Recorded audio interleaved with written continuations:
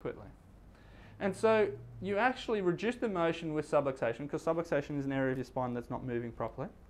But also in your life you're not moving, so you're getting a double whammy. You change the state of how your central nervous system and your peripheral nervous system, how it responds to stress. Because if you're not moving, you're not triggering these nerves, okay? You're not stimulating the nerve supply. And you change those neural pathways. You decrease the plasticity, so it actually becomes harder to change. Movement is one of the fastest ways to create pleasure, but also to make sure that if the spine's moving properly, that the nervous system can communicate properly because there's no stress on it. The scary thing is when you don't move, you become pro-inflammatory, meaning that, excuse me, you're more likely to be in an inflamed state. When your body's in an inflamed state, it basically just doesn't work very well. Your joints become more sensitive to arthritis. Your spine basically becomes sensitive and feels more pain. Your overall gut just doesn't work very well anymore, and so you get, people call it a slow metabolism. They did a study, and I learnt this on the weekend, that they took people with really slow metabolisms, or what they call slow, and really, really fast. And basically, what it came down to, people didn't have slow metabolism, because it's only one thing that determines whether you're fat or not. More calories in, then more calories out. It's a simple equation. You have big control over your stress environment. So, chiropractic then basically is about restoring proper function of the spine by restoring movement so that your nervous system can stimulate the appropriate regions appropriately. Because when there's a lack of movement, you get certainly arthritic wear and all those kind of stuff, but you also get the nervous system that doesn't work properly, and so your brain doesn't work properly, and which can trigger other things. And then you combine it then with, if you're not eating well, if you're not moving well, okay? And most of us actually think of ourselves very negatively. We're always critical of ourselves. 90% of the time you're talking to yourself. Just don't answer. No, 90% you're talking to yourself, and 90% almost all the time is also negative. So that's a stressful event. You just can't escape stress. One of the key things we need to do is basically overcome you. I've used this acronym a few times, so don't say anything. Anyone know what the letters FEAR stand for? Don't remember? Or are you going to learn it again? Okay, well, it's basically fantasized or fabricated experiences, emotions appearing real. See, most of the stressful environments we're in, we first of all have to know that we're allowing it to be stressful to us. So again, most of the stressful environments we have, we allow them to happen to us. And either number one is because we think that it is a stressful environment because we're afraid of something, or number two, we are ignoring things that we shouldn't be doing. And it's easy to pick on diet because you innately in your brain know what's healthy and what's not. You don't feel guilty after eating a salad, but after KFC, I heard this awesome joke, time for a joke quickly, when I was in Melbourne once. And he says, KFC is like an ex-girlfriend.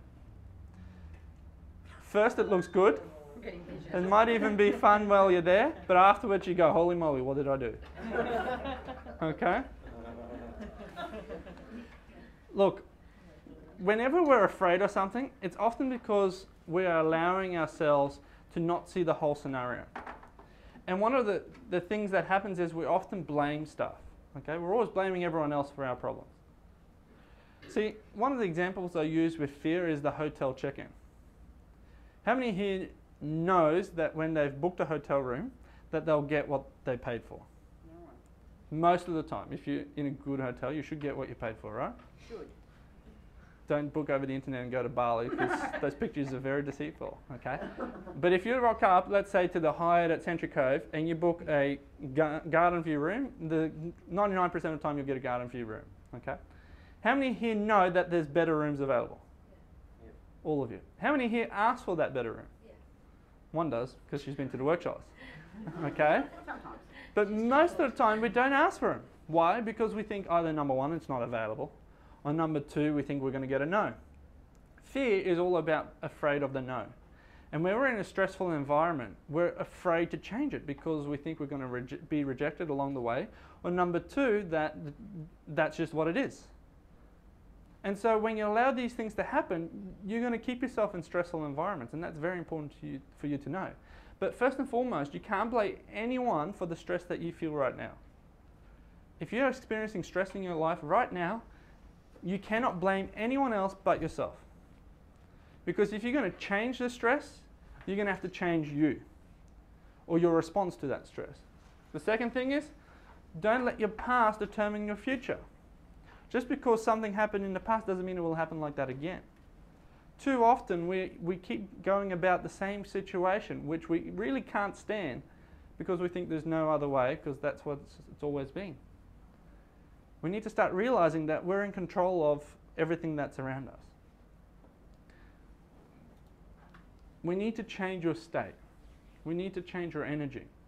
And yes, what Tony Robbins validly says, if you're sitting in Pizza Hut eating pizza and you're feeling miserable and you're going, you're a pig, there's a good chance that you'll feel very, vulnerable and not excited, and you change your state and probably walk out of there. All right? We need to change our state by changing some of the things we do. We need to start becoming a little bit more optimistic, because in the end, you hold the only key to your own success. And when we start dealing with that, we need to do something that Les Parrott teaches about the 3-second rule. And that is, we all have a first impulse and a second impulse. To deal with stress effectively, you need to start realizing that you react from a parental or a guardian likeness experience. So what that means is, you will tend to do what your parents did, what their parents did, and what their parents did. Because that's what you believe to be normal. Or that's how they've done it, so that's how you do it. The blueprint that's created as you grow up and the people you associate with will determine largely how you respond with your first instinct. So, too often, the first instinct actually lets us down, because 90% of the time we're pessimistic.